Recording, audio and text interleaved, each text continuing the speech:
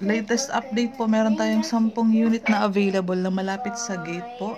Saan ko sa ang computation? Ito yung location niya sa gate. Ito yung entrance. Yan. Circle. Bibilang ka lang 1, 2, 3, 4, 5. Ayan po yung location. Dito yung daan. Tapos yan na po yung bahay nyo.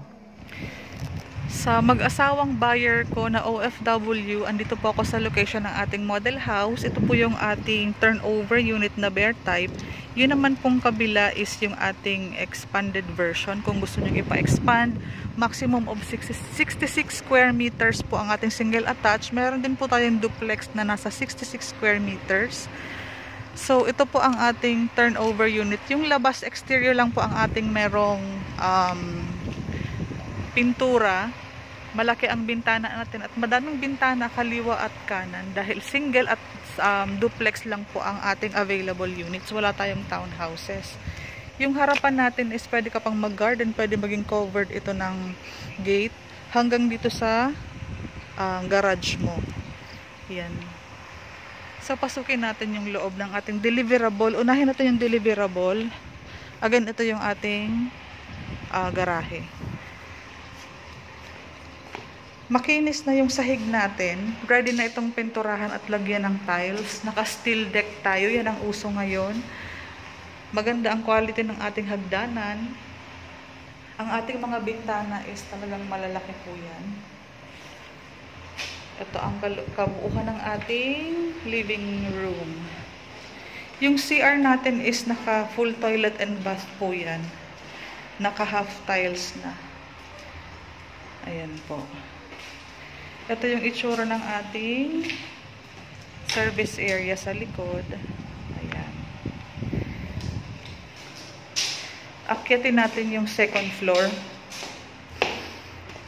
Bear type po ito. Provision of 2 bedrooms. 8,000 lang po ang reservation. Makakasecure ka na ng 66 square meters na single attached. Malalaki din po ang bintana natin. High ceiling, kung gusto nyo po yung lofted type na bedroom. Ayan po. Ito ang itsura sa ating garahe. Ayan.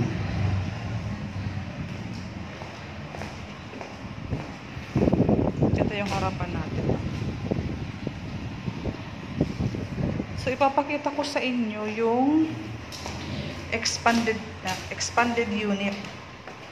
Kasi kung 66 square meters, kung ipapa-expand nyo ng talagang ma-maximize nyo yung space ng 66 square meters.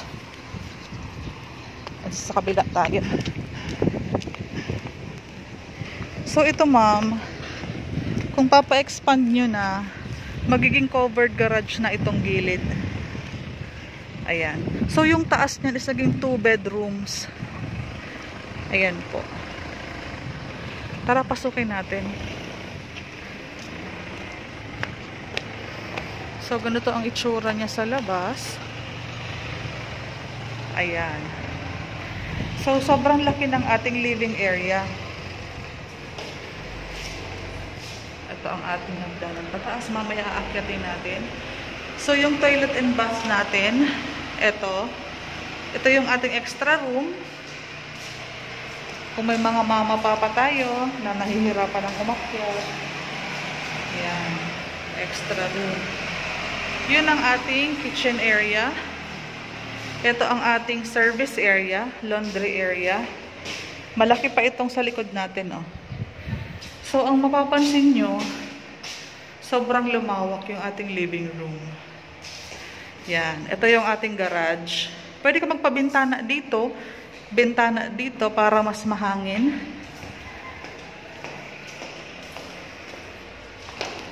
So, ito yung ating second floor. Full toilet and bath din ang taas.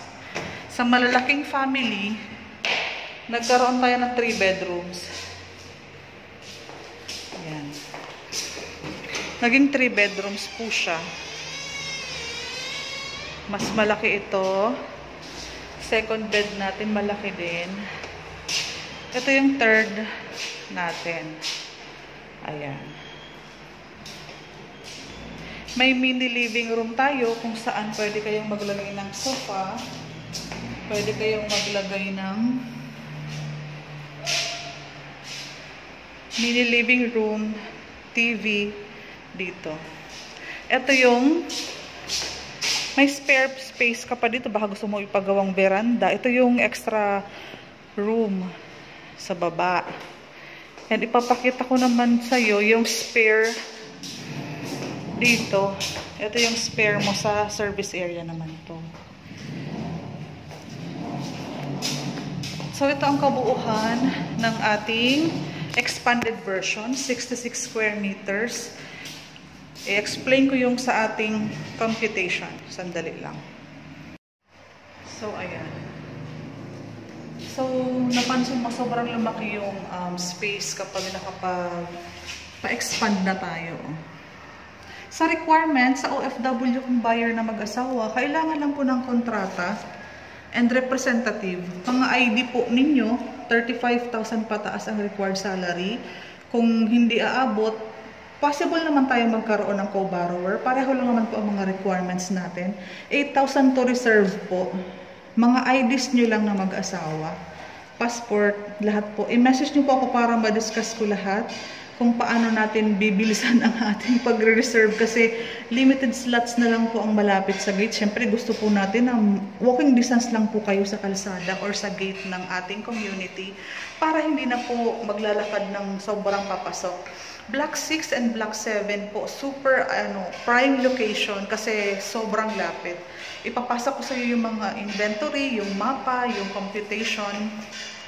Lagi ko namang dala yun, pero mas maganda kung sa messenger na po natin pag-uusapan yung computation. Ito po is mainly po para sa ating house tour. Para makita po ninyo yung expanded version. Kasi bihira po ngayon ang affordable single attached. Karamihan po kasi ngayon is duplex. Ay, hindi masyadong duplex. Puros townhouses. Ang townhouses kasi pag meron ng kapitbahay sa kaliwa, sa kanan, wala kang bintana doon. And kapag nagsarado si neighbor sa likod, pati din po yung liwanag sa ang hangin natatrap na.